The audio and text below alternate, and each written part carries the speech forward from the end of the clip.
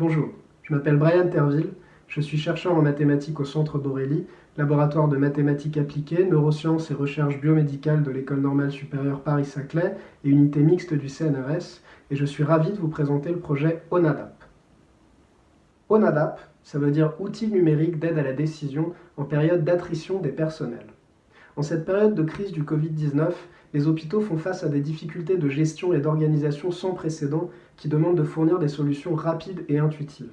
C'est pourquoi, avec un hôpital partenaire du Centre Borelli, nous avons imaginé un logiciel permettant de décrire et visualiser l'état interne d'une structure de santé quant à la contamination au Covid-19, mais encore de comparer des stratégies d'allocation de ressources humaines et matérielles ou des schémas d'organisation au sein de la structure de santé. Un prototype est donc en cours de développement et fait actuellement l'objet d'une collaboration étroite entre le Centre Borelli et l'hôpital partenaire afin d'adapter ONADAP aux conditions extrêmes auxquelles les services de santé font face. Nous sommes donc au plus proche des professionnels de santé sur le terrain et pouvons nous adapter en permanence afin, à terme, de proposer l'outil le plus ergonomique et utile possible. Mais revenons un peu en arrière. Dès le début du confinement en France, les hôpitaux ont dû faire face à la contamination de leur personnel, ce qui a mené à une désorganisation massive des structures hospitalières, alors même qu'il fallait se préparer à accueillir les premières vagues importantes de patients contaminés.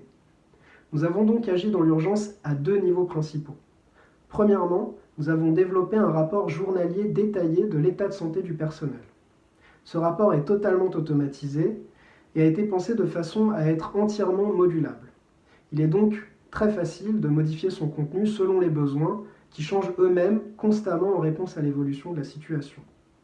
Deuxièmement, nous avons développé une interface de visualisation sous forme de plans et cartes de chaleur qui offre une description visuelle intuitive de la situation au sein de la structure de santé.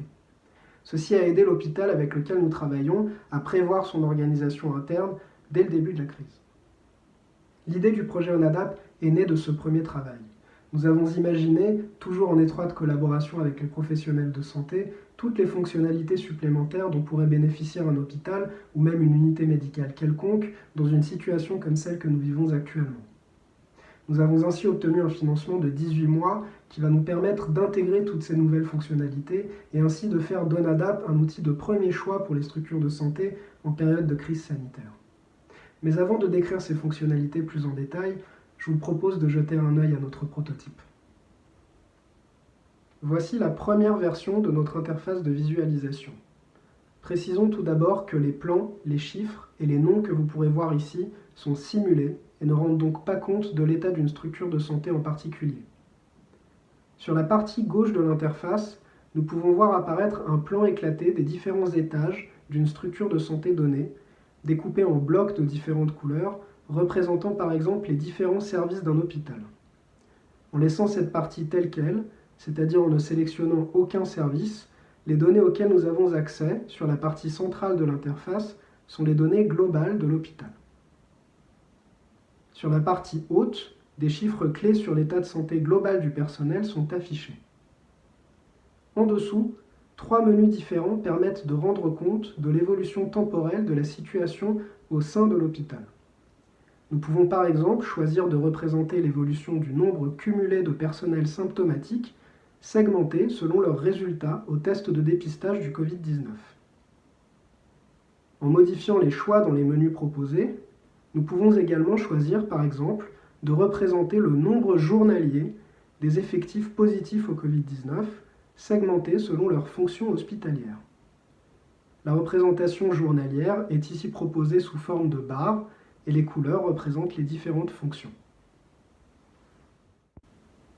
Sur la partie centrale droite, nous avons accès à une représentation visuelle des retours prévus, qui permettent une projection à plusieurs jours sur le nombre futur de personnel opérationnel.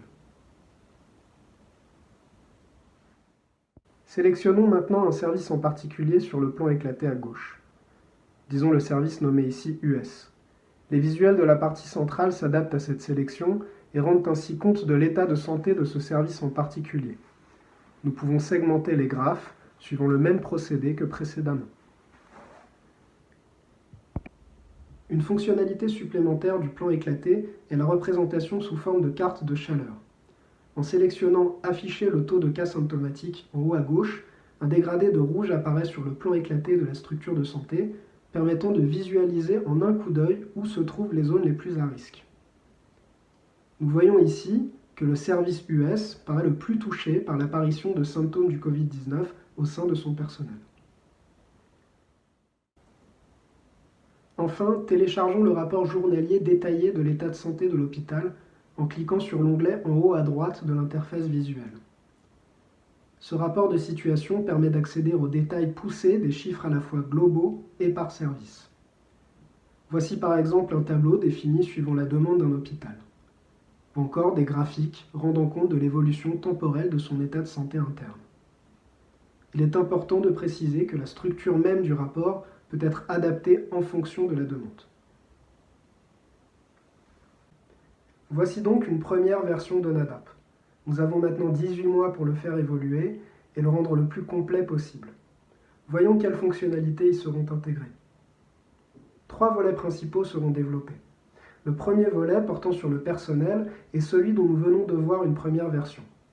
Outre des améliorations sur l'interface visuelle et le rapport de situation, nous intégrerons des informations sur les interactions entre les personnels, ce qui nous permettra d'affiner nos visuels.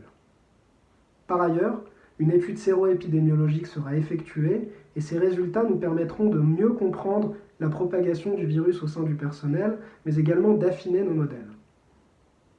Le deuxième volet portera sur les patients. ONADAP intégrera la possibilité de suivre le nombre de patients symptomatiques ou contaminés, globalement ou au sein des différents services. Enfin, le troisième volet portera sur la simulation et l'aide à la décision. ONADAP intégrera des algorithmes d'apprentissage statistique et des modèles de diffusion qui permettront de modéliser la propagation du virus, comparer des stratégies d'allocation de ressources et des schémas d'organisation. Ceci apportera aux décisionnaires une aide cruciale dans leur processus de décision. Et quelle forme prendra ONADAP? C'est très simple. Ce sera un logiciel, installable sur ordinateur ou tablette et utilisable hors ligne.